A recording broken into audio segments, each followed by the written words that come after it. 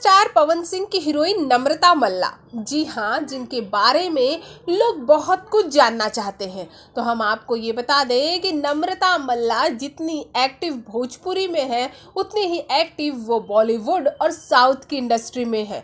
और साथ ही साथ ये इतनी बोल्ड और बिंदास हैं कि अगर आप इनके सोशल मीडिया के पेजेस पर जाएंगे तो आपकी आंखें खुली की खुली रह जाएंगी।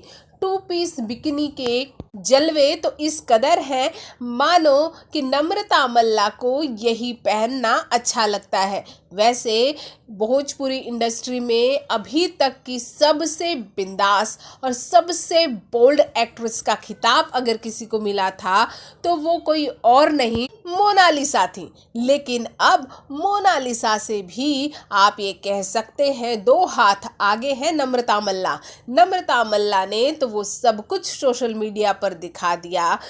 भोजपुरी की हीरोइनें दिखाना मुनासिब नहीं समझती, लेकिन खैर अब भोजपुरी का टेस्ट भी बदल रहा है। थोड़ी बोल्डनेस तो यहाँ होगी ही होगी। हाँ, ये बात और है कि गानों की अश्लीलता में तो भोजपुरी ने सबके कान काटे हुए हैं।